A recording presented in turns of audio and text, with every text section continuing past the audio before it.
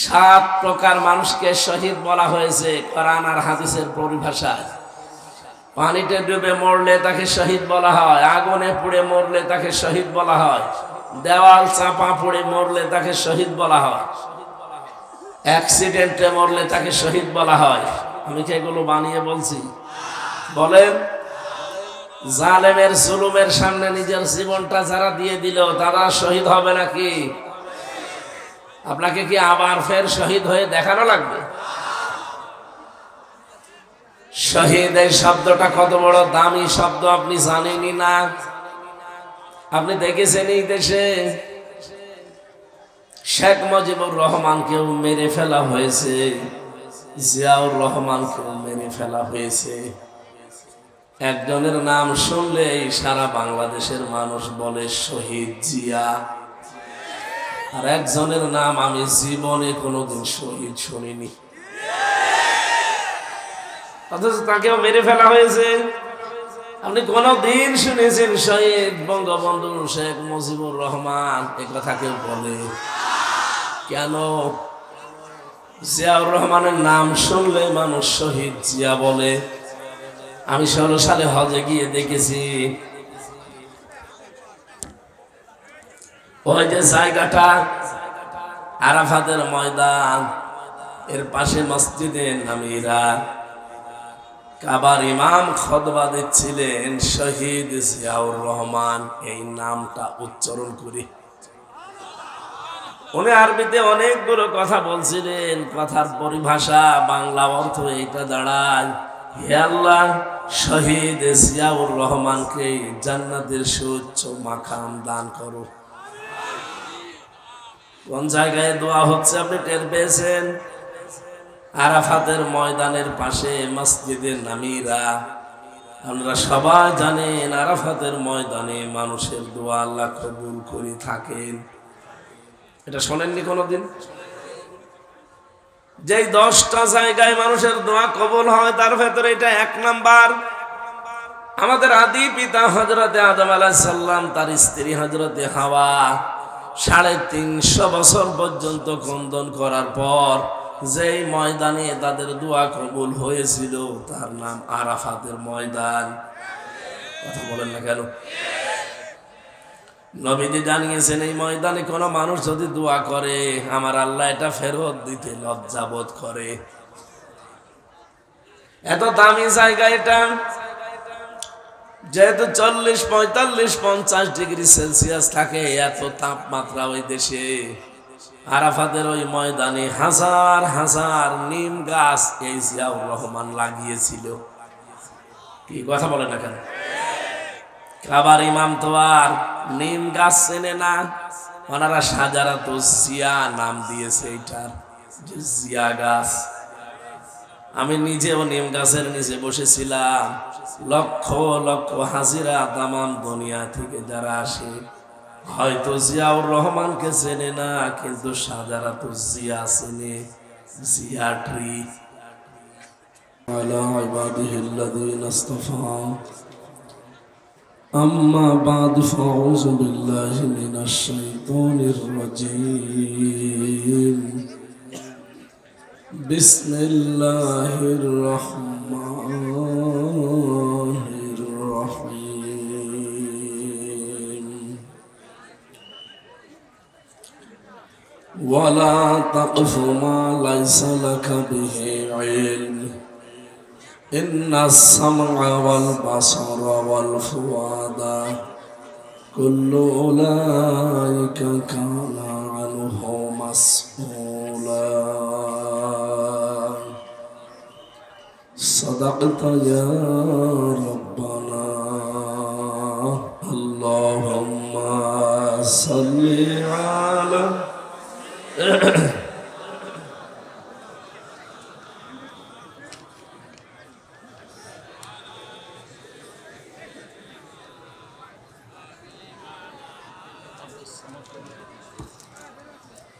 আলহামদুলিল্লাহ, বৈষম্য বিরোধী ছাত্র আন্দোলনের শহীদ ছাত্র জনতা এবং শহীদ আল্লামা দেলাওয়ার হোসাইন সাইদি রহমতুল্লাহ আলাইহির রুহের মাগফিরাত কামনায় তাফসীরুল কোরআন মাহফিলের স্বনামধন্য সভাপতি, পাজিয়া ডিগ্রি কলেজ ময়দান, কেশবপুর, যশোর।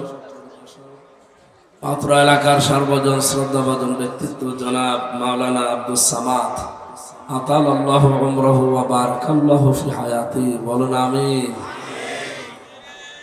এই মাহফিলে এতক্ষণ যারা আলোচনা রেখেছেন, বিশিষ্ট ইসলামিক স্কলার, বাংলাদেশ সুপ্রিম কোর্টের আইনজীবী, যশোরের কৃতি সন্তান জনাব অ্যাডভোকেট গাজী এনামুল হক।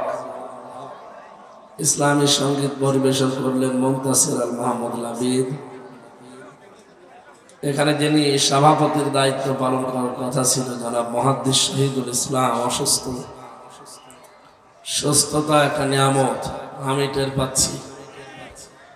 ৬-৭ দিন আমার এই অবস্থায় একই, খুব কষ্ট হচ্ছে। তারপরেও শুধু নেওয়া আছে অনুষ্ঠানগুলো অনেক আগে, এই জন্যই কষ্ট করি হলেও আশা লাগছে। আল্লাহ যখন নিয়ে এসেই দিয়েছেন, শরীরটাকে যেন সুস্থ করে সহজ সরল ভাষায় কিছু কথা বলার তৌফিক দান করেন। বলে না আমি। মঞ্চে বসা আপনাদের এলাকার সন্তান জনাব সাইদুর রহমান সাইদ ভাই, অন্যান্য ওলামায়ে কেরাম, সামনে বসা মুসলমান ভাইরা, পর্দার আড়ালের সম্মানিত মা এবং বোনেরা, প্রশাসনের ভাইরা, প্রাণপ্রিয় যশোরবাসী, আল্লাহর দরবারে শুকরিয়া জানাচ্ছি যিনি আমাদেরকে মুসলমান বানিয়েছেন। এটা আমরা পৃথিবীতে আসার আগে কেউ আল্লাহর কাছে চাইনি যে আমাকে মুসলমানের ঘরে পাঠিয়ে। আল্লাহ যেহেতু দয়া করে আমাদেরকে এই ঘরে পাঠিয়েছেন, সুতরাং এই ঘরের মান মর্যাদা সম্মান যেন ঠিক থাকে, সেই কাজ আমাদের করা লাগবে। অনেক মানুষ মুসলমানের ঘরে এসেও এ ঘরের সম্মান ঠিক রাখতে পারছে না। তারা নিজেদেরকে বামপন্থী বলে, মুসলমানের পরিচয় বহন না করে বামপন্থী বলে নিজেদেরকে তারা আনন্দ বোধ করে। ওয়া আসহাবুল ইয়ামিন মা আসহাবুল ইয়ামিন ওয়া আসহাবুশ শিমাল মা আসহাবুশ শিমাল। আল্লাহ তাআলা বলেন, ডানপন্থী যারা, এই মানুষগুলোকে আমি আল্লাহ ভালোবাসি, এদের জান্নাতে দেব। আর যারা বামপন্থী, এদেরকে আমি ঘৃণা করি, এদেরকে জাহান্নামে দেব। যারা এই দেশে মুসলমান দাবি করার পরও বলে যে আমি বাম রাজনীতি করি, আপনার মতো কপাল পোড়া মানুষ এই বাংলাদেশে আর নেই। জান্নাতে যারা যাবে ওরা কি বামপন্থী না ডানপন্থী? ডানপন্থী হলে কি কি করা লাগে? বিশ্বনবী মুহাম্মদ রাসূলুল্লাহকে দিয়ে আল্লাহ কি কি করিয়েছিলেন এই দুনিয়াতে। গতকাল আপনারা দেখেছেন এই দেশে খ্যাতনামা একজন পীর সাহেব সৈয়দ রেজাউল করিম হাফিজাহুল্লাহ, তার কাছে এতদিন যারা বলতো কোরআনের সাথে ধর্মের সম্পর্ক নেই, কোরআনের সাথে রাজনীতির সম্পর্ক নেই, শরিয়া আইন আমরা বিশ্বাস করি না, এই মানুষগুলো এখন সেখানে যে দোয়া নিতে গেছে, শুধু দোয়া নিয়ে চলে এসেছে। 10টা শর্ত দিয়েছিল যেগুলো এদেশের একামতে দিন ইসলামী আন্দোলনের লোকেরা দিয়ে থাকে। সেই 10টা শর্ত তিনি পূরণ করে লিখিত সই দিয়ে এসেছে। তার মানে এর দ্বারা গতকাল থেকে প্রমাণ হয়ে গেছে বাংলাদেশে ইসলাম ছাড়া জোর করে আপনি কিছু করতেও পারবেন না, টিকতেও পারবেন না। ইসলামের একটা জয় জয়কার ভাব এই বাংলাদেশে আমরা দেখতে পাচ্ছি। গত 3 দিন আগে আমেরিকার গোয়েন্দার একটা রিপোর্ট এদেশে প্রকাশ পেয়েছে। তৃতীয় একটা রাজনৈতিক শক্তি ইসলামপন্থী যারা, এদের উত্থান হতে যাচ্ছে। এই জন্য অনেক জালেম এবং মুনাফিকের মাথা খারাপ হয়ে গেছে। তারা টের পাচ্ছে যে আমাদের পায়ের নিচে মাটি নেই। কারণ পৃথিবীতে বাংলাদেশের মানুষ চালাকও যেমন, চতুরও সেরকম। এরা লবণের ভেতরে বালি দিয়ে চালিয়ে দিতে পারে। কথা বলেন না কেন? আপনাদের এলাকায় যেহেতু মাছ হয়, চিংড়ি মাছের ভেতরে লোহা ঢুকিয়ে যেখানে 20টা 1 কেজি হওয়া দরকার 4টা 1 কেজি হয়ে যায়। এত বুদ্ধি এই দেশের মানুষের, সে শয়তানি বুদ্ধি হোক আর ভালো বুদ্ধি হোক। এই এখানে এরকম করা যাবে না, বসেন তাড়াতাড়ি বসেন, যারা দাঁড়িয়ে আছে বসিয়ে দেন।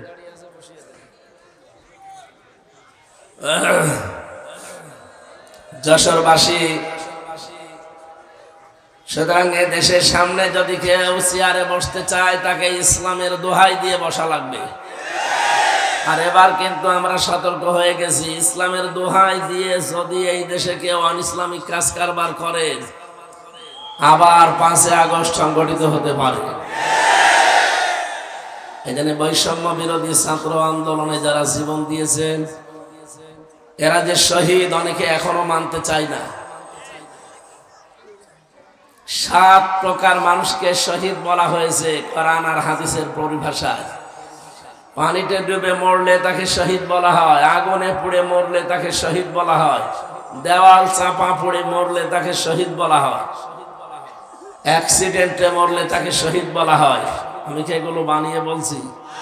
বলেন, জালেমের জুলুমের সামনে নিজের জীবনটা যারা দিয়ে দিল তারা শহীদ হবে নাকি? আপনাকে কি আবার ফের শহীদ হয়ে দেখানো লাগবে? শহীদ এই শব্দটা কত বড় দামি শব্দ আপনি জানেনই না। আপনি দেখেছেন এই দেশে শেখ মুজিবুর রহমানকেও মেরে ফেলা হয়েছে, জিয়াউর রহমানকেও মেরে ফেলা হয়েছে। একজনের নাম শুনলেই সারা বাংলাদেশের মানুষ বলে শহীদ জিয়া, আর একজনের নাম আমি জীবনে কোনোদিন শহীদ শুনিনি, অথচ তাকেও মেরে ফেলা হয়েছে। আপনি কোনদিন শুনেছেন শহীদ বঙ্গবন্ধু শেখ মুজিবুর রহমান? এ কথা কেউ বলে কেন? জিয়াউর রহমানের নাম শুনলে মানুষ শহীদ জিয়া বলে। আমি 16 সালে হজে গিয়ে দেখেছি, ওই যে জায়গাটা আরাফাতের ময়দান, এর পাশে মসজিদে নামিরা, কাবার ইমাম খুতবা দিচ্ছিলেন শহীদ জিয়াউর রহমান, এই নামটা উচ্চারণ করে। উনি আরবিতে অনেকগুলো কথা বলছিলেন, কথার পরিভাষা বাংলা অর্থ এইটা দাঁড়ায়, হে আল্লাহ, শহীদ জিয়াউর রহমানকে জান্নাতের সুউচ্চ মাকাম দান করো। কোন জায়গায় দোয়া হচ্ছে আপনি টের পেয়েছেন? আরাফাতের ময়দানের পাশে মসজিদে নামিরা। আমরা সবাই জানেন আরাফাতের ময়দানে মানুষের দোয়া আল্লাহ কবুল করে থাকেন। এটা শোনেননি কোনোদিন? যেই 10টা জায়গায় মানুষের দোয়া কবুল হয় তার ভেতরে এটা 1 নাম্বার। আমাদের আদি পিতা হযরতে আদম আলাইহিস সালাম, তার স্ত্রী হযরতে হাওয়া 350 বছর পর্যন্ত ক্রন্দন করার পর যেই ময়দানে তাদের দোয়া কবুল হয়েছিল তার নাম আরাফাতের ময়দান। কথা বলেন না কেন? নবীজি জানিয়েছেন এই ময়দানে কোনো মানুষ যদি দোয়া করে আমার আল্লাহ এটা ফেরত দিতে লজ্জাবোধ করে। এত দামি জায়গা এটা, যেহেতু 40, 45, 50 ডিগ্রি সেলসিয়াস থাকে, এত তাপমাত্রা ওই দেশে। আরাফাতের ওই ময়দানে হাজার হাজার নিম গাছ এই জিয়াউর রহমান লাগিয়েছিল। কি কথা বলে না কেন? কাবার ইমাম তো আর নিম গাছ চেনে না, ওনারা শাজারাতুজ জিয়া নাম দিয়েছে এইটার, যে জিয়া গাছ। আমি নিজেও নিম গাছের নিচে বসেছিলাম, লক্ষ লক্ষ হাজিরা তামাম দুনিয়া থেকে যারা আসে, হয়তো জিয়াউর রহমানকে চেনে না, কিন্তু শাজারাতুজ জিয়া চেনে, জিয়া ট্রি। এই গাছের নিচে তারা যখন বসে, এত বড় কঠিন তাপের ভেতরে একটু সূর্যের আলো থেকে বাঁচার জন্যে, এ তাপ থেকে বাঁচার জন্য যদি একটু ছায়া পাওয়া যায়, এমনিতেই মন থেকে দোয়া চলে আসে। আমার মনে হয় এই জন্যে তার নামটা শুনলে মানুষ বলে শহীদ জিয়া। শহীদ বঙ্গবন্ধু আমি শুনিনি, আপনি শুনেছেন? ওনাকেও কিন্তু মেরে ফেলা হয়েছে। কিন্তু মানুষ বলেছে ওইভাবে মারার দরকার ছিল না, আরো কারণ ছিল, অন্যভাবে মারা যেত। এতটুকু বলে যে ওইভাবে না মেরে হয়তো টুকরো টুকরো করলে ভালো হতো। মানুষ যেহেতু মুখ দিয়ে কথা বলে, কোন মানুষ যেন মুখ দিয়ে কথা কোনো দিন না বলে যে শহীদ যারা তারা মরে গেছে, এ কথা যেন না বলে। রব্বুল আলামিন বলেন ওয়ালা তাকুলু লিমান ইয়ুকতালু ফি সাবিলিল্লাহি আমওয়াত বাল আহইয়াউ ওয়ালাকিন লা তাশউরুন। এই কথা বলেন কেন? এদিকে তাকান। সূরা বাকারা 154 নম্বর আয়াতে আছে রব্বুল আলামিন বলেন যারা আমার জন্য শহীদ হয় তাদেরকে মৃত বলবা না, ওরা মরে গেছে এই কথাটা বলা জায়েজ নেই, বরং তারা জিন্দা জীবিত আমার কাছে, তোমরা টের পাও না। তাই মানুষ কথা বলে কি দিয়ে? আরো জোরে বলেন। মুখের উপরে আল্লাহর নোটিশ, এরপরে মানুষ ধারণা করতে পারে অন্তর দিয়ে। এই জন্য আল্লাহ অন্তরের উপরেও নোটিশ দিয়েছেন যে অন্তরে ধারণাও করা যাবে না। ওয়ালা তাহসাবান্নাল্লাযীনা কুতিলু ফি সাবিলিল্লাহি আমওয়াতা বাল আহইয়াউন ইনদা রাব্বিহিম ইরযাকুন। সূরা আলে ইমরান 169 নম্বর আয়াতে আছে আল্লাহ পাক বলেন যারা আমি আল্লাহর জন্য জীবন দিয়েছে এরা মরে গেছে, জীবনে ধারণাও করবি না। আল্লাহর ভাষা দেখেছেন? মনে করছেন আপনাকে খুব সম্মান দিয়ে বলছে না ওয়ালা তাহসাবান্নাল্লাযীনা কুতিলু, ধারণা করবি না। একজন দুইজন না, কেউ ধারণা করবি না। আমি তাফসিরে ধারণা করবা না এই শব্দটা পাই না, করবি না, তার মানে আল্লাহ রেগে গেছেন। হাজারো মানুষ হয়তো এ ধারণা করতে পারে এ আবার শহীদ হয়েছে। শহীদ কত বড় দামি সম্পদ আপনি জানেন? কোন মানুষ যদি শহীদ হয় ও মনে হয় যে পিপিলিকায় কামড় দিয়েছে, দুনিয়া থেকে বিদায় নিয়েছে। অথচ মানুষের মরণের যন্ত্রণা সম্পর্কে আমাদের কোনো আইডিয়া আছে? বিশ্ব নবীর মতো মানুষ যেদিন ইন্তেকাল করবেন, হযরতে ফাতেমাতুজ জাহরা রাদিয়াল্লাহু তাআলা আনহা লক্ষ্য করে দেখলেন ঘরের দরজায় কে যেন কড়া নাড়ছে। তিনি গেলেন, দরজা খুলে দেখলেন বিশাল একটা উঁচা মানুষ দাঁড়িয়ে আছে। ভয় পেয়ে তিনি দৌড় দিয়ে আসলেন রাসূলের কাছে, ডাক দিয়ে বলে হে রাসূল, হে আমার পিতা, এমন একজন মানুষকে দেখেছি, জীবনে এরকম মানুষ, এত উঁচা মানুষ আমি জীবনে দেখিনি। নবীজি ভাঙা ভাঙা কণ্ঠে বললেন ফাতেমা যে এসেছে তোমাকে এতিম বানানোর জন্যে, তুমি চিনতে পারো না এই লোকটাকে? পৃথিবীর কোন মানুষ না, ফেরেশতা আজরাইল, আসতে বলো। তিনি আসলেন, সামনেই ছিলেন হযরতে জিবরাইল আলাইহিস সালাম। তিনি ডাক দিয়ে বললেন হে রাসূল, জীবনে বহুবার আপনার কাছে এসেছি, আজকে একটা নতুন ফেরেশতা আমার সাথে আমি নিয়ে এসেছি। এই ফেরেশতা আজ পর্যন্ত কারো কাছে কোনো অনুমতি চাওয়া দূরের কথা, ওর প্রয়োজন হয়নি, কিন্তু আজকে এসেছে আপনার কাছে অনুমতি নেওয়ার জন্য। কি অনুমতি চাই? যে আপনাকে নিয়ে যেতে চাই। নবীজি বললেন আমি যেতে চাই, আমার উম্মতের কি হবে? বিশ্ব নবীকে অভয় দেওয়া হয়েছে, রাসূল আপনি যদি থাকতে চান আপনি থাকতে পারবেন। নবীজি সঙ্গে সঙ্গেই বলেছিলেন যে কতদিন? যতদিন আপনি চান। এরপরে কি হবে? এরপরে মরা লাগবে। কুল্লু নাফসিন যায়িকাতুল মাউত, এই শব্দটা আল্লাহ নাযিল করে জানিয়েছেন কেউ বাঁচতে পারবে না। জীবন আল্লাহ যাকে দিয়েছে মরণ তার হবে। এই শব্দটা নিয়ে কোনো মানুষ যদি একটু ভালোভাবে চিন্তা ভাবনা করে, গভীর ভাবে মনোযোগ দেয় যে আমার মরা লাগবে, ওর জীবনটা পাল্টাতে আর কিছু লাগবে না। আপনি ভালো মানুষ বসে আছেন, গতকালকে আমার এক দাদা মারা গেছে, ভালো মানুষ ঘুমিয়েছে, ঘুম থেকে আর ওঠে নাই, ওই শেষ। আমি ভাবছিলাম আমি যদি এভাবে ঘুমিয়ে যেতাম, আমার যদি না উঠতাম, কাউকে কিছু বলারও সময় পেতাম না। সকালবেলা সবাই মাইকিং ঘোষণা দিত যে হামজা মারা গেছে। দুনিয়ায় কত কিছু বলার ছিল, কত মানুষকে কিছু বলারও সময় দিল না। মরণ এমন একটা ঝামেলা জিনিস।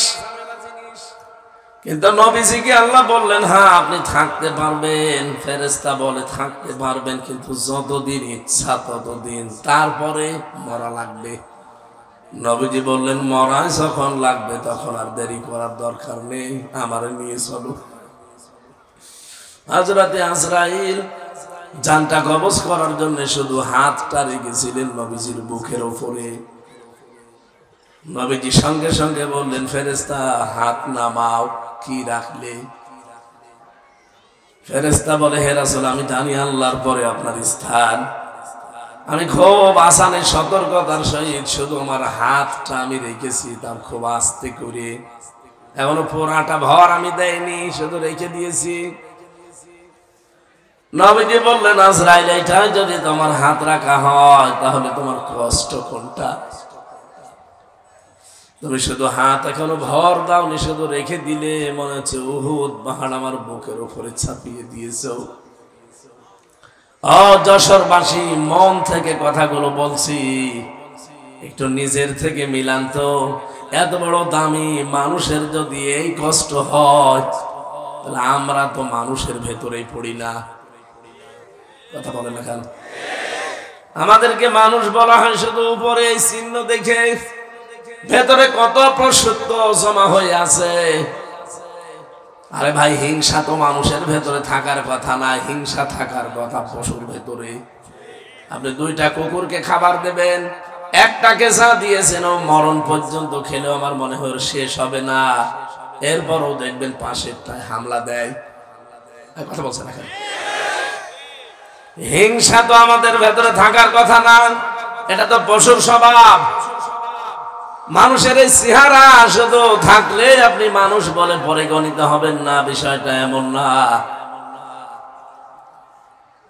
এই জন্য সেটা বলতে চাই, এত বড় দামি মানুষকে তো আজরাইল হুকুম নিয়ে এসে যদি জান কবজে, এত কষ্ট তার কাছে মনে হয়। নবীজি আমার মতো এত দুর্বল ছিলেন না। বিশ্ব নবী বলেন, 100 হামজার শক্তি আল্লাহ আমার শরীরে দিয়েছিলেন। তার মানে আমার মতো 100 জন মানুষের শক্তি এক জায়গায় করলে যা হয়, নবীজিকে আল্লাহ একাই ঠাই দিয়েছিলেন। সেই মানুষটা যদি একটা হাতের ভর তাও ভর দেয়নি, শুধু রেখেছে হালকা, এটাই যদি সহ্য করতে সে না পারে, আমি আপনি কোন ধান্দায় আছি? ধারণা কোনদিন যেন আপনার না আসে, যারা শহীদ হয়, এই মানুষগুলোর মরণের কথা শুনলেন যে পিপিলিকা কামড় দিলে যতটুকু যন্ত্রণা, অতটুকুতেই তার জীবনটা শেষ হয়ে যায়, সে আর টের পায় না। তার মানে শহীদের মরণ নবীজির ইন্তেকালের, নবীজির মরণের চাইতেও অনেক কম। এক কথা বলতে থাকেন, আপনি কি বুঝেছেন কি বলতে চাই? সুতরাং শহীদের শব্দটা কিন্তু আল্লাহ যাকে তাকে দেয় না। আলিয়ালামাল্লাহুল্লাযীনা আমানু ওয়া ইয়াত্তাখিযা মিনকুম শুহাদা। সূরা আলে ইমরান 140 নম্বর আয়াতের মাঝের অংশে আছে, জেনে রাখো যাদের ঈমান এবং আমল কাজ কারবার আমি আল্লাহর পছন্দ হয়, এই মানুষগুলোকে আমি আল্লাহ এমনিতেই মরণ দেই না। এদের সাধারণ ভাবে মরণ দিলে তো শেষ হয়ে যেত না, এই মানুষগুলোকে আমি শাহাদতের মরণ দিয়ে ধন্য করি। আজকের মাওলানা আব্দুস সামাদ একটা আলেম মানুষ, এখনই যদি মারা যায়, যদি ঈমান নিয়ে মারা যেতে পারে, কবরে দিয়ে দেবেন, ঘুমিয়ে পড়বে, কিয়ামত পর্যন্ত ঘুমাবে। ফেরেশতা যেদিন ফৎকার দেবে সিংহায়, সেই দিন উঠবে, এর আগে পরে কিচ্ছু নেই। কিন্তু লোকটা যদি শহীদ হতে পারে, কবরে দেওয়ার সঙ্গে সঙ্গে ঘুমানো লাগবে না। আল্লাহ বলেন আমি নিজে তাদেরকে খাওয়াবো। ও যশোরবাসী, মাথায় তো মগজ আছে নাকি? বলেন, কোন মানুষকে জেগে থাকলে খাওয়া লাগে? খাওয়া লাগে না? ঘুমিয়ে থাকলে খাওয়া লাগে। তার মানে তো ঘুমিয়ে পড়বেন, ওনার খাবার কিসের? শহীদ তো ঘুমাবে না, ও জীবিত। মরণের পরে শুধু কবরে দিতে দেরি। আল্লাহ নিজে বলেন আমি জান্নাতি খাবার তাদের জন্য খাওয়াবো। জেগে থাকলে যেহেতু আনন্দ দরকার লাগে, জেগে থাকলে অনেক কিছু লাগে। আল্লাহ পাক সব ব্যবস্থায় 3.5 হাত কবরের ভেতরে তারা করে দেবেন। জেগে থাকলে অনেক মানুষের আমরা দেখি, জীবিত মানুষ যারা খাবার খায় তাদের 5টা জিনিস তৈরি হয় শরীরে। কয়টা? খাবার খেলে তাদের রক্ত তৈরি হয়, খাবার খেলে পিত্ত রস তৈরি হয়, খাবার খেলে বীর্য তৈরি হয়, খাবার খেলে মল তৈরি হয়, খাবার খেলে প্রস্রাব তৈরি হয়। এই 5টা জিনিস এই শরীরের ভেতরে তৈরি হয়ে বাকিগুলো বের করে দেয়। পিত্ত রসটা কাজে লাগে আপনার খাবার হজমের জন্য।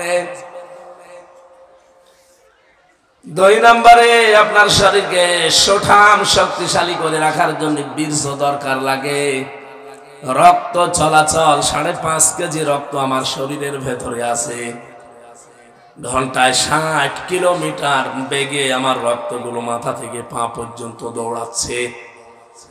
বাকি মল এবং প্রস্রাব যেগুলো আমাদের কাজে লাগবে না, এগুলো আমার শরীর থেকে আমার আল্লাহ বের করে নেয়। প্রস্রাব যদি বন্ধ হয়ে যেত আপনার, আপনি টের পান। একবার প্রস্রাব সাধারণ ভাবে করাতে আপনার 12,000-এর উপরে খরচ লাগবে শুধু টাকা। এই যে অক্সিজেন দিয়ে আমরা বেঁচে আছি, 1 কেজি যদি অক্সিজেন কেউ কিনে বেঁচে থাকতে চায় 66,000 টাকা লাগবে তার। অথচ প্রতিদিন আমরা কম বেশি 16 কেজি অক্সিজেন নিতে আসি, 1টা টাকাও দেয়নি।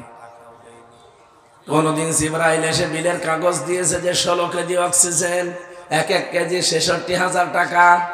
আপনার যশোর পোড়া বিক্রি করে দেওয়া লাগতো। কথা বলেন। যেহেতু মানুষ মারা যায় না, জীবিত থাকে, রক্ত তৈরি হয় শহীদের শরীরে। এটা যে প্রমাণ হয়ে গেছে, নবীদের চাচা হযরত হামজা তিনি শহীদ হয়েছিলেন উহুদের ময়দানে। তাকে কাফেররা 70-এর উপরে টুকরা করেছিল। যেখানে কবর দিয়েছে তার 3টা টুকরা পাওয়া যায়নি। 70 টুকরার ভেতরে বিভিন্ন পাহাড়ে, বিভিন্ন গাছ-গাছালির ভেতরে টুকরাগুলো তারা ছড়িয়েছিল। সাহাবায়ে কেরাম খোঁজ করতে করতে সবগুলো মিলিয়ে ফেলেছিলেন, কিন্তু 3 টুকরা পাননি। ওইভাবেই নবীদের চাদর দিয়ে আর পাহাড়ের লতা পাতা দিয়ে তারে মাটিতে দিয়ে দিয়েছে। 30 বছর পর তার খবর একবার ভেঙে গিয়েছিল। কত বছর? এই ছোটবেলায় তারা যুদ্ধ করেছিল উহুদের ময়দানে তার সাথে, তারা আজ অনেকে বেঁচে আছে। রক্ত অনুসন্ধান করতে করতে গিয়ে দেখে 30 বছর আগে নবীদের চাচা হযরত হামজা যাকে শহীদ করা হয়েছিল, তার ওই যে জায়গা কাটাগুলো, ওই কাটা জায়গা দিয়ে এখনো ফিনকি দিয়ে তাজা রক্ত বের হচ্ছে। বাংলার মুসলমানেরা, উনি যদি খাবার না খাবে রক্ত পেল কোথায়? 30 বছর পরে রক্ত তৈরি হওয়ার কথা বলেন। এজন্য শহীদ ছাত্র বৈষম্য বিরোধী ছাত্র আন্দোলনে যারা জীবন দিয়েছে, ওদেরও জীবনে আমার মতো মায়া ছিল না? ছিল না? শহীদ আবু সাইদ এভাবে যে বুকটা পেতে দিলে ওর জীবনের কোনো মায়া ছিল না? আপনি কি মনে করেন মায়া ছিল না? আপনি তো ট্রাকের চাকা বাস্ট হলে অজ্ঞান হয়ে যান, আর সে নিজে জীবন হাতে নিয়ে বলছেন অত সহজ। যেহেতু মানুষকে ইনজেকশন দিয়ে শহীদ আল্লামা দেলাওয়ার হোসেন সাইদি তাকে মেরে ফেলা হয়েছে, এই জন্য তিনিও শহীদ। সারাটা জীবন তিনি দেখবেন দোয়া করতেন, আল্লাহুম্মা ইন্নী আসআলুকা শাহাদাতান ফি সাবিলিক। হে আল্লাহ, আমি তোমার কাছে চাই আমাকে যদি মরণ দাও সাধারণ মরণ দিও না, শহীদের মরণ দিও। ওনার সাথী যারা ছিল সবগুলো তো সরাসরি ফাঁসির দড়ি পেয়ে শাহাদতের মর্যাদা পেয়ে গেছেন। আমি গতকালকে দেখলাম শহীদ আব্দুল কাদের মোল্লা, তার একটা চিঠি, তার স্ত্রী যাকে পিয়ারি বলে ডাকতেন আদর করে, এই মেয়েটা দেখতে গেছে তার স্বামীকে মাগরিবের পর পরে, যে দেখে চা খাচ্ছে বসে, জিজ্ঞাসা করছে কি গো এই অবেলায় চা খাও? বছর রোজা রেখেছিলাম, এখন চা খাওয়ার পর আমি একটু খাবার খাবো। শুনলাম যে রাত 10টা একে নাকি আমার ফাঁসি দেওয়া হবে। আমার কাছে সংবাদ চলে এসেছে, এই জন্যে নাকি তোমরা শেষ দেখা করতে এসেছো। ছেলে মেয়ে যেগুলো আছে সন্তানাদি, এগুলো আল্লাহর রাস্তায় টিকিয়ে রাখবা। আমি আল্লাহর কাছে সাক্ষাতে গেলাম, দেখা যদি হয় আবার জান্নাতের সিঁড়িতে হবে। একটা মানুষ কোন সময় কথা বলতে পারে যার 3 ঘন্টা পরে ফাঁসি? সারাদিন রোজা রেখেছে, এখন বিকালে আসর মাগরিবের পরে সে চা খাচ্ছে। আপনার মনে হচ্ছে শুনতে খুব সহজ, এটা কি বাস্তবে অত সহজ? 3 বছর আমি অত ছেলে ছিলাম, ফাঁসির কন্ডেম সেলের ভেতরে 24টা ঘন্টা আমার মনে হয় এক এক ঘন্টা এক এক বছরের মতো ছিল, কারণ যোগাযোগ বিচ্ছিন্ন ছিলাম। 24 ঘন্টা আমার তালা লাগিয়ে রেখেছিল, মনে হতো যে 1 ঘন্টা যাচ্ছে 1 দিনের মতো, তাহলে 24 ঘন্টা 24 দিনের মতো ছিল। কোনো কিছু নেই, তারপরও অজানা একটা টেনশনে আমাকে সবসময় কাবু করে রাখতো। ওই যে ডায়াবেটিস হয়ে গেছে, এখনো পর্যন্ত ভালো হয় না। অথচ লোকটার মাত্র 3 ঘন্টা বাকি আছে, 7টার সময় যদি দেখা করে থাকে, 10টা একে ফাঁসি। কয় ঘন্টা? 3 ঘন্টা আগে সে লোকটারে এত উৎফুল্ল মনে হচ্ছে শ্বশুর বাড়ি যাচ্ছে। আল্লাহ রাব্বুল আলামিন কোরআনে কারিমে জানিয়েছে যে কারারক্ষী আমি জেলখানায় থাকতে আমাকে ঘটনা শুনিয়েছিল একবার, যে আমি তার ফাঁসির সময় ছিলাম।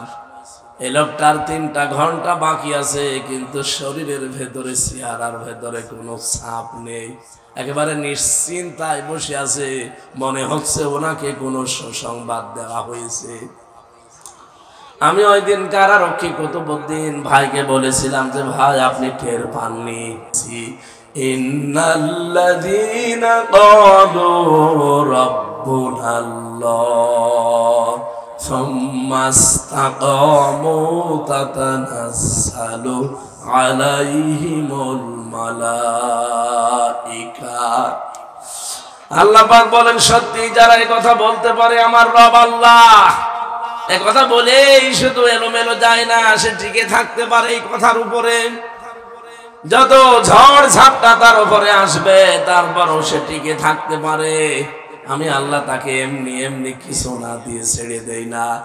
তাতানাজ্জালু আলাইহিমুল মালাইকা, এটা মজারে বর্তমান ভবিষ্যৎ, প্রেজেন্ট ফিউচার।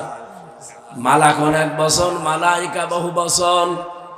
রব্বুল আলামিন বলেন আমি নিজে তার জন্য হাজার হাজার ফেরেশতা পাঠিয়ে দেই রিসিভ করার জন্য। ওয়েলকাম জানাতে থাকে ফেরেশতারা, আর বলে কোনো ভয় নেই, কোনো চিন্তা নেই। হয়তো ভয় হচ্ছে যে আমি এখন চলে গেলে আমার বর কি হবে, আমার ছেলে মেয়ের কি হবে, তাদেরকে কে দেখে রাখবে, আমার দলের লোক এতগুলো মানুষ পালিয়ে বেড়ায় জেল খাটে, কি হবে তাদের? আল্লাহ পাক বলেন আমি ফেরেশতা দিয়ে বলি যে এই কথা শুনিয়ে দাও, কোনো চিন্তা নেই, কোনো ভয় নেই, সবগুলোর দায়িত্ব আল্লাহ নিজে নিয়ে নিয়েছেন। ওয়াবশিরু বিল জান্নাহ, ওই জান্নাতের সুসংবাদ গ্রহণ করো। আল্লাতী কুনতুম তুআদুন, যার ওয়াদা আল্লাহ তোমাদের কাছ থেকে নিয়েছিলেন। তিনি যে ওয়াদা দিয়েছিলেন তোমাদেরকে, তার অঙ্গীকার এই যে জান্নাত দেখা যাচ্ছে, প্রবেশ করো।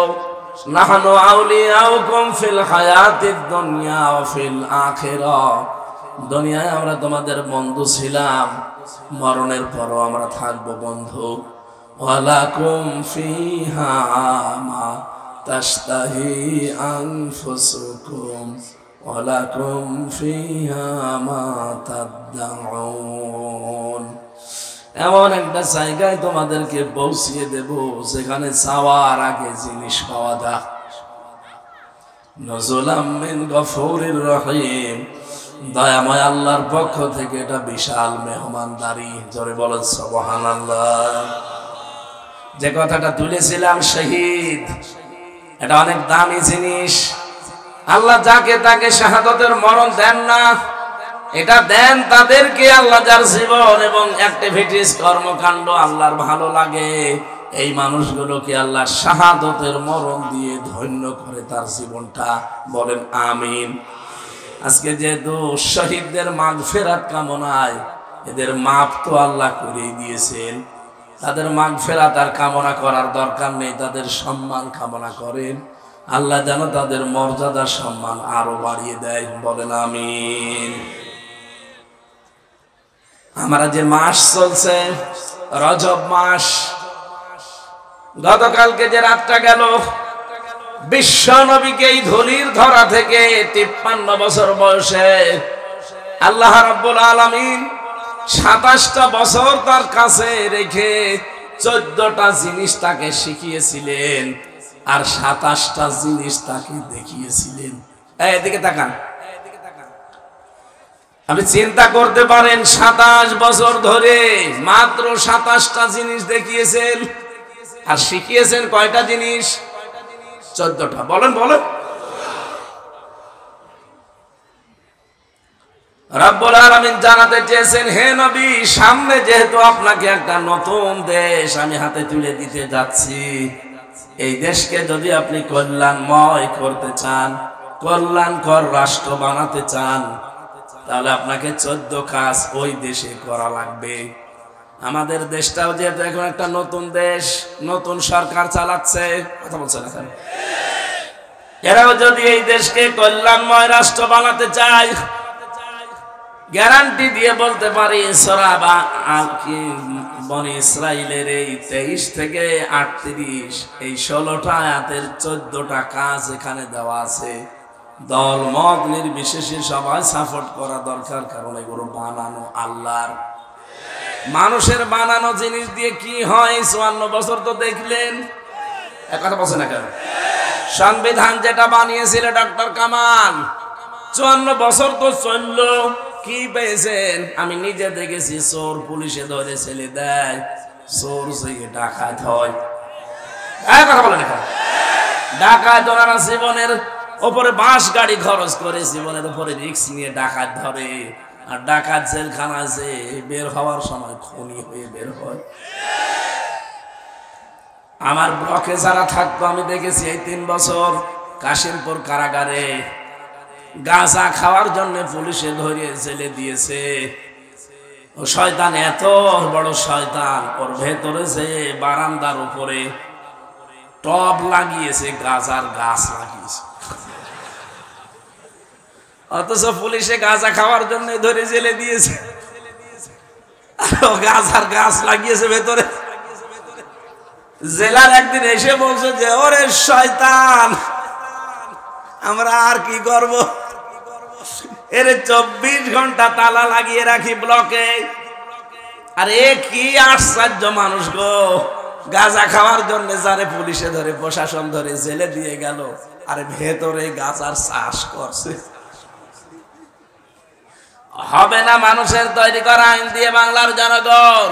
53-53.5 বছর আমাদের দেখা অলরেডি শেষ। এই কোরআনে আল্লাহর সংবিধান নামে একটা সূরা দিয়েছেন, সূরা ফুরকান। এর ভেতরে 77টা আয়াত আছে, 73টা ধারা আছে। এই 73টা ধারা দিয়ে যদি বাংলাদেশের সংবিধান বানানো যায়, এদেশে গাঁজাখোর ধরলে জীবনী আর গাঁজার গাছ লাগাবে না, চোর ধরলে কোনোদিনও ডাকাত হয়ে বের হবে না। কারণ চোর ধরলে ওর যে শাস্তি, ওইটা যখন বাইতুল মোকাররমে যশোরের আদালতের সামনে, কেশবপুরের কেন্দ্রীয় মসজিদের সামনে যখন আদালত কর্তৃক প্রমাণ হবে যে চুরি করেছে, ও যে অভাবে চুরি না করে যদি স্বভাবে চুরি করে থাকে, ওর হাত যখন লক্ষ লক্ষ মানুষের সামনে কেটে ফেলা হবে, হাজারো মানুষ এমনি ভালো হয়ে যাবে। আমার ছোট দাদা বলছিল যে আমি একবার হজে যেয়ে মাটির নিচে যে ওযুখানাগুলো আছে মসজিদে নববীতে, ওখানে যেয়ে ওযু করে করে দেখি আসার সময় একটা ঘড়ি পড়ে আছে। চিন্তা করলাম কেউ নিচ্ছে না, আশপাশে তাকিয়ে দেখলাম কেউ নেই। মনের ভেতরে ভয়, যদি ধরা পড়ে যায় দেশের আইন হচ্ছে হাত কেটে দেবে। দেশে গেলে মানুষ বলবে হাজী সাহেব চোর। এই ভয়ে নিতেও পারি না, কিন্তু কেউ তো নেই আশপাশে। আস্তে করে তুলে নিলাম।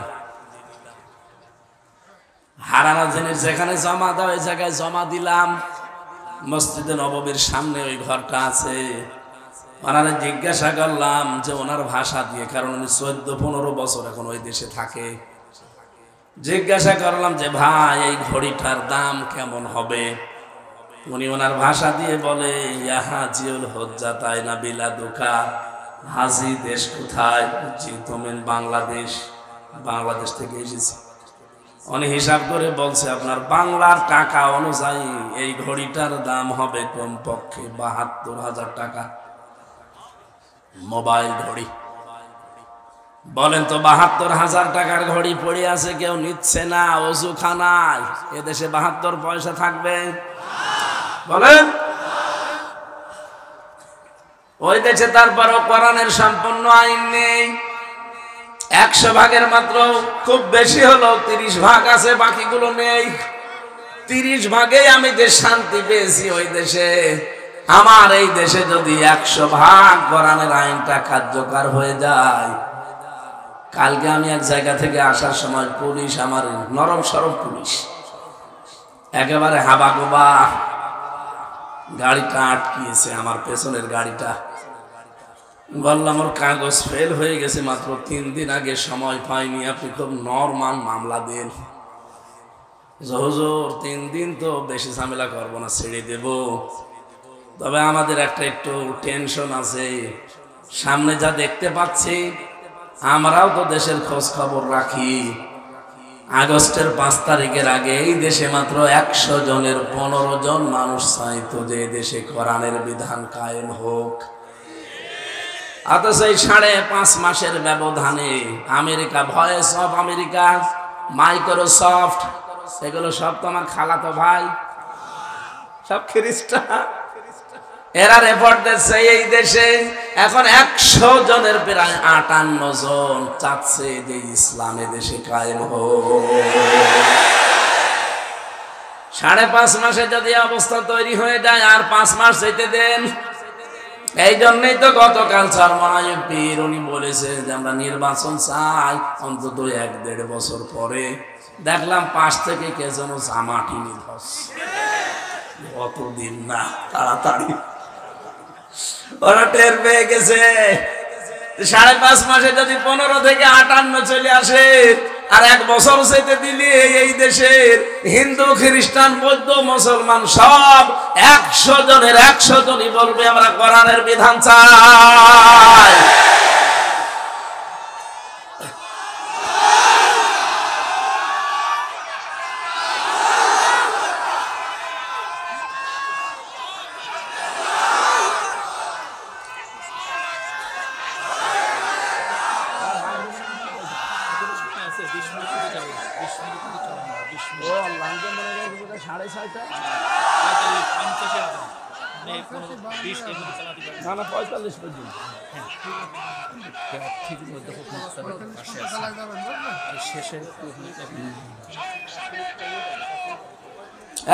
দাঁড়িয়েছেন কেন?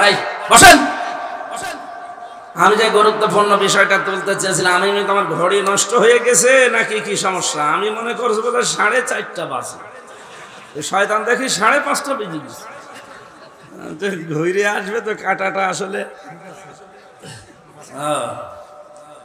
আমি তো ওই হিসাবে চালাচ্ছিলাম। কি বলতে হবে বলুন তো? যাক, বাদ দিয়ে দিলাম সব। আমরা তেলাওয়াতকৃত আয়াত যেটা পড়েছিলাম, ওয়ালা তাকফু মা লাইসা লাকা বিহি ইলমুন, যে বিষয়ে জ্ঞান নেই এ বিষয়ে মুখ খুলবা না। এই আদেশ কার? বলেন বলেন।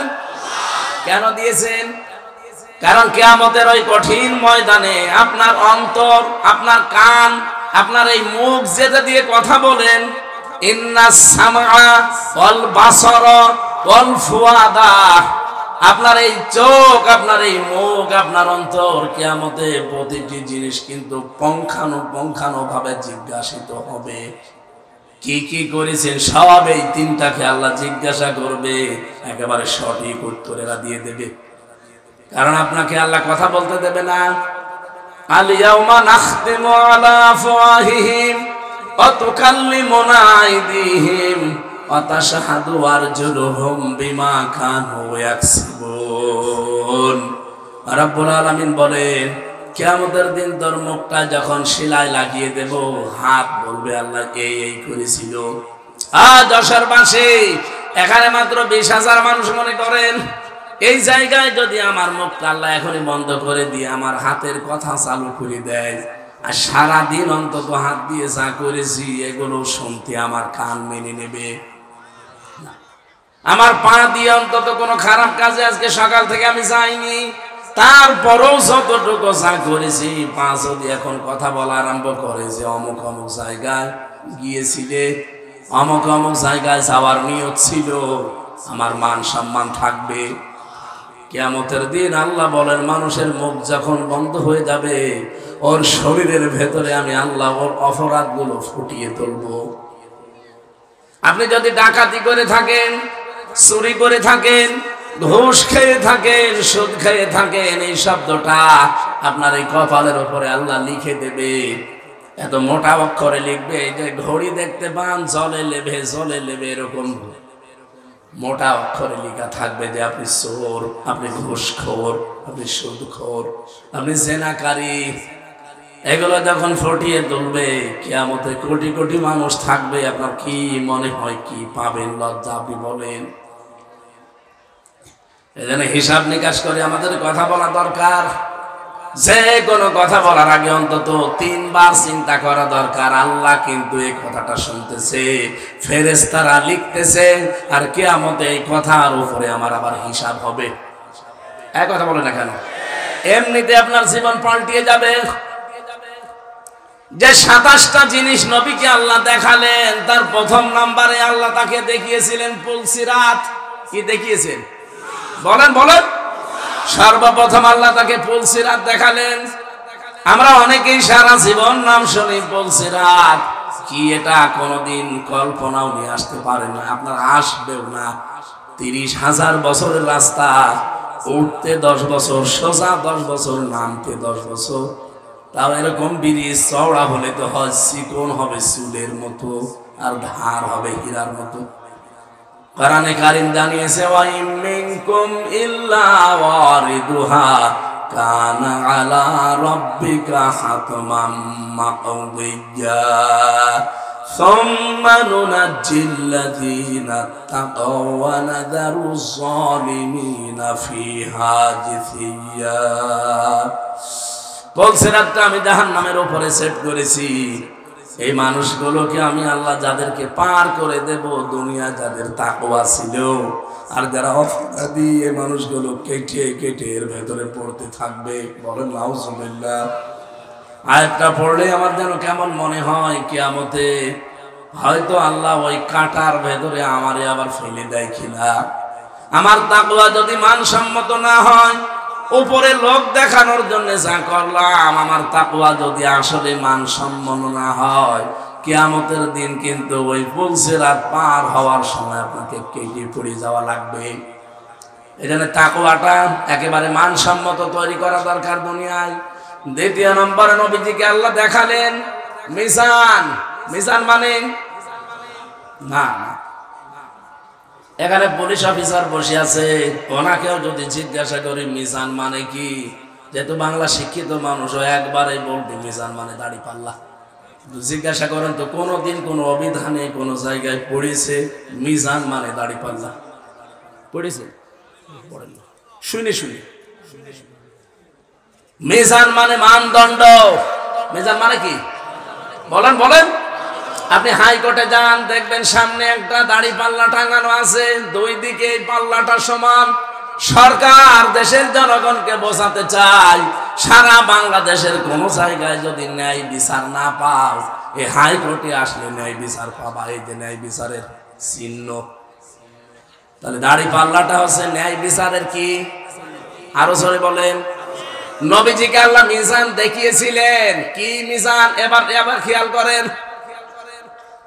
এখানে আমার মনে হয় শুধু পাগল ছাড়া, নারী পুরুষ যত আমরা এসেছি, শুধু পাগল ছাড়া এমন কেউ নেই যে কথা সে লোকটা বলতে পারে যে কিয়ামতের দিন আমাদের যে আমল, আমল মানে কি? এই জবাব দিলেন না? কিয়ামতে মিজানের যে পাল্লা, আমরা বলি মিজানের পাল্লায় মাপ দেওয়া হবে। মাপ দেবে কি? আমল। কি দেবে? নেক আমল, বদ আমল। কথা বলেন ঠিক কিনা? তাহলে কিয়ামতে আল্লাহ মাপ দেবে আমল। আমলের বাংলা কি? কাজ। বলেন বলেন। এনাকে জিজ্ঞাসা করি আমি, কোন পাগলও কি বলবে যে 5 কেজি কাজ দাড়ি পাল্লার এক প্রান্তে তুলে দিলাম? কাজ কি মানুষ দাড়ি পাল্লা দিয়ে মাপে যে 5 কেজি কাজ এ মাপা যায়? কি বিশ্বাসে ছিলেন এতদিন? এটা আমাদের এখন অনেকের ক্লিয়ার হয়নি। এই জন্য আমি উদাহরণটা নিয়ে আসলাম। কাজ কেউ দাড়ি পাল্লা দিয়ে মাপে না যে 10 কেজি কাজ, এদিকে 5 কেজি কাজ তুলে দিলাম না। পৃথিবীর প্রতিটি জিনিস মাপ দেওয়ার জন্য আলাদা যন্ত্র আছে। এই যে প্যান্ডেলটা বানিয়েছেন, যদি বলে এটা মেপে দেন, তো এটা মাপ জব করার জন্য দাড়ি পাল্লায় তুলে দেবেন। কি করবেন? ফিতা নিয়ে মাপবেন, গজ নিয়ে মাপবেন। কথা বলেন ঠিক কিনা? এই যে পানি দিয়েছেন খাবার জন্য, খাবারের এই পানিটা যদি বলি ভাই মেপে দেন, আপনি ফিতা দিয়ে মাপবেন। এটার জন্য লিটার আছে, সিসি আছে। এই কথা বলেন না কেন? আপনাকে আমি এতটুকু চাউল দিলাম, চাউল কি একটা একটা করে গুনে গুনে মাপবেন? এটার জন্য দাড়ি পাল্লা লাগবে, বাটখারা লাগবে, পাথর লাগবে, কেজি লাগবে। কথা বলেন না কেন? দুনিয়ার যত জিনিস আছে, প্রতিটি জিনিস পরিমাপ করার জন্য একটা আলাদা যন্ত্র পাবেন।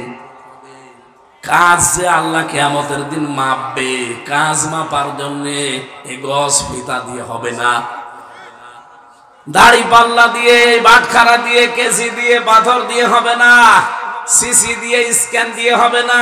কাজ মাপতে হয় গুরুত্বের ভিত্তিতে। এই কথা বলে না কেন? কাজ মাপে মানুষ কি দিয়ে? গুরুত্ব দিয়ে। গুরুত্বের ভিত্তিতে কাজ মাপতে হয়। বাংলার জনগণ ভালো করে এই বিষয়টা আজকে ক্লিয়ার করে নিয়ে যাবেন, তাহলে আপনার জীবনে অনেক কিছু দেখবেন পরিবর্তন আসবে ইনশাআল্লাহ। কাজ কিন্তু মাপা হয় ফিতা দিয়ে না, দাড়ি পাল্লা দিয়ে না। কাজ মাপা হয় কি দিয়ে? গুরুত্ব দিয়ে মাপা হয়। এখন পড়া কোরআন শরীফের ভেতরে গুরুত্বপূর্ণ কাজ আল্লাহ কি কি দিয়েছেন, ওইটা আপনাকে আগে জানা লাগবে। আজকের এই প্যান্ডেলটার গুরুত্বপূর্ণ জিনিস কি? খুঁটি আর সামিয়ানা। কথা বলছেন? খুঁটি আর সামিয়ানা যদি না থাকে, আপনি যতই সুন্দর করে সাজান, কেউ মঞ্চ বলবে এটা বলবে? আজকের এই মঞ্চের গুরুত্বপূর্ণ জিনিস খুঁটি আর সামিয়ানা। গুরুত্বহীন অনেক জিনিস এখানে আছে, যে কার্পেটটা, এই যে মাইক গুলো, এই টেবিলটা, এই চেয়ারটা, এ ছাতা যদি নাও থাকে, মানুষ কিন্তু এটাকে মঞ্চ বলবে। তাহলে গুরুত্বপূর্ণ জিনিস আগে ঠিক করা লাগবে, নাই তো আপনি মঞ্চে উঠতে পারবেন না। এই কোরআনে আল্লাহ 500টা গুরুত্বপূর্ণ জিনিস দিয়েছেন। আপনি 499টা মানেন, একটা মানেন না, আপনার এই মঞ্চ কিন্তু সরাসরি উঠতে পারবেন না। এই যে নামাজ আল্লাহ দিয়েছেন, ফরজ নামাজ। পৃথিবীর যত ইবাদত দেখবেন, প্রতিটি ইবাদতের আলাদা আলাদা কিছু ফরজ জিনিস আবার ভাগ করা আছে। নামাজ যে ফরজ, এই নামাজের ভেতরে আবার ফরজ আছে কয়টা? 13টা। বলেন বলেন, আরো জোরে বলেন। এই 13টা ফরজের 12টা আদায় করলেন, একটা করেননি, আপনার কি সওয়াব হবে কয়টা? হ্যাঁ, একটাও হবে না, কারণ গুরুত্বপূর্ণ জিনিস আপনি ছেড়ে দিয়েছেন। খুব ভালো করে বসেন, 13টা ফরজের একটা আদায় করেননি, 12টা করেছেন, সওয়াব তো হবেই না, জিরো হবে, শূন্য হবে, কিচ্ছু পাবেন না। এখন যদি বলেন না 12টা আদায় করলাম অন্তত 2টা সওয়াব দেন, হবে? এটা যেমন বুঝলেন কোরআনে আল্লাহ 500 শরীয়তের বিধান দিয়েছেন, এগুলো সব ফরজ, এগুলো সব গুরুত্বপূর্ণ জিনিস। এই 500 ফরজের 499টা আপনি মানেন, একটা তো মানেন না, আরো বিরোধিতা করেন। আপনার জীবনে কিয়ামতে আল্লাহ যখন মিজানে মাপ দেবে, একটাও কিছু পাবে না, গুরুত্বহীন, সওয়াব পাবেন 0, 0। এই জন্য তো সতর্ক করছি আপনাকে যে জীবনে গুরুত্বপূর্ণ জিনিস যেগুলো সেগুলো আগে রাখেন। নামাজ পড়তে গেলে যেমন ফরজ আগে রাখা লাগে 13টা, এরপরে ওয়াজিব 14টা, এরপরে নামাজ ভাঙার কারণ 19টা, এরপরে সুন্নত 12টা, এরপরে মুস্তাহাব 17টা, এভাবে সব আলাদা আলাদা ভাগ আছে। ফরজ 13টা আদায় হয়ে গেলে আপনার নামাজ হয়ে যাবে, কিন্তু বাকিটা যদি আদায় না করেন হয়তো জরিমানা দেওয়া লাগতে পারে। সশিজদা কথা বলছে না কেন? তাহলে দুনিয়ায় যে 500টা শরীয়তের বিধান, তার ভেতরে 1 নাম্বার বিধান দিয়েছেন আল্লাহ, আপনি যে কালেমাটা পড়েছেন এটা যেন আপনি ঠিক রাখেন। আপনার কালেমা ঠিক আছে? এদেশে বহু মানুষ আমরা ওযু করি, ওযু করার পর যে ওযু ভেঙে যায় 7টা কারণে। কয় কারণ? একটা কারণে আপনার ওযু ভেঙে গেল। 7 কারণের ভেতরে 1 কারণ মনে করেন বাতাস বের হয়ে গেছে, ওযু থাকবে। এখন যদি বলেন অতটুকু আর কি হয়, কি হয় মানে ওই আপনার ওযু শেষ, এখন ওই ভাঙা ওযু দিয়ে নামাজ হবে। আরো জোরে, ভাঙা ওযু দিয়ে যদি নামাজ পড়েন, নামাজ পড়া কি হারাম? বলেন বলেন। ঠিক আপনি ঈমান এনেছেন, ঈমানও কিন্তু ভেঙে যায়। 10টা কারণে ঈমান ভেঙে যায়। কয়টা? এই 10টা কারণ যে কবে কবে আপনার জীবনে এসেছে আপনি জানেনও না, কখন যে ঈমান ভেঙে গেছে আপনি টেরও পাননি। ভাঙা ওযু দিয়ে যেমন নামাজ হয় না, ভাঙা ঈমান দিয়ে আমার আল্লাহর জান্নাতে যাওয়া যাবে না। গুরুত্বপূর্ণ কাজগুলো আগে ঠিক করবেন। এই জন্য আপনাকে এটা পড়তে হবে। 500 আছে শরীয়তের বিধান। এই দেশে আমরা দেখি অনেকে কেউ 100টা মানে, কেউ 150, কেউ 200, কেউ 300, কেউ 400, কেউ 499টায় মানছে, কিন্তু একটা মানতে চায় না, আরো বিরোধিতা করে। 12টা ফরজ আদায় করে একটা না করলে যেমন কিছুই পাবেন না, 499টা আদায় করে একটা না করলে কিছুই পাবেন না। মিজানের পাল্লা আল্লাহ নবীকে আল্লাহ এইটা দেখিয়েছিলেন যে মিজানের ন্যায় এবং মানদণ্ড হিসাবে তোমাকে গুরুত্বের ভিত্তিতে মাপ দেওয়া হবে। দুনিয়ায় গুরুত্বপূর্ণ কাজ যেগুলো আপনারা কিন্তু জানেন, দুনিয়ায় যত গুরুত্বপূর্ণ কাজ তার 1 নম্বরে ঈমান। নাম কি? ঈমানের পরে এই লোকটা কাজ করবে নামাজ। এই গত রাত গেল, এই রাতে আমার আল্লাহ বিশ্ব নবীকে নিয়ে 50 ওয়াক্ত নামাজ দিয়েছিলেন। মুসা নবীকে বারবার দেখা হতে হতে শেষে 5 ওয়াক্তই নেমে এসেছে। নবীজি বলেন 5 ওয়াক্ত নামাজ যদি নির্ধারিত সময়ে হক আদায় করে আপনার উম্মতেরা পড়তে পারে, প্রতিদিন তাদেরকে 50 ওয়াক্ত নামাজের সওয়াব আল্লাহ দিয়ে দেবেন। আমার ভাইরা, আমি আবার বলছি গুরুত্বপূর্ণ কাজ জীবনে 500টা গুরুত্বের দিক থেকে বিবেচনা করে কাজগুলো আপনি করবেন। দুনিয়ায় গুরুত্বহীন এখানে মাইক, গুরুত্বহীন এখানে টেবিল, এগুলো না থাকলেও হয়, কিন্তু আমরা এইগুলো নিয়ে আগে ব্যস্ত। আসল যে সামিয়ানার খুঁটি দরকার এটা খবর নেই। আশা করি আপনি বুঝে ফেলেছেন। এই দেশে এখন গুরুত্বপূর্ণ কাজ হচ্ছে আল্লাহর দিন কায়েম করা। দিন কায়েম হলে ঘুষ থাকবে না, দিন কায়েম থাকলে চাঁদাবাজি থাকবে না, দিন কায়েম হলে সুদ খেতে পারবেন না, দিন কায়েম হলে এই যে মেয়েদের বিয়ে দেওয়া যায় না যৌতুকের কারণে, যৌতুক থাকবে না। কত মানুষ আজ মেয়েদেরকে ভয় দেখায় যে ইসলাম আসলে আপনারা ঘরবন্দি হয়ে যাবেন, বিভিন্ন ঝামেলায় পড়বেন। আরে ভাই, ইসলাম যদি আসে এই বাংলাদেশে সবচাইতে নিরাপদে থাকবে মেয়েরা। অনেকে আবার প্রশ্ন করে, হুজুর ইসলাম যদি এসে যায়, একটু ডাইল মাইল খাই, একটু বিড়ি খাই, আকিস বিড়ি, এইটার কি হবে? হবে, খেতে পারবেন কি পারবেন না? পারবে। এখন যদি পাঁচিয়া এই মসজিদে যান, মসজিদের ভেতরে গিয়ে আপনার বিড়ির নেশা, আকিস বিড়ি খাবেন? বলেন তো এই চার দেওয়ালের মাঝে থাকা কালি বিড়ি খেতে পারবেন? বলেন কেন? ওই পরিবেশটা এরকম। খেতে চাইলে আপনাকে বাইরে যাওয়া লাগবে। কথা বলেন ঠিক কিনা?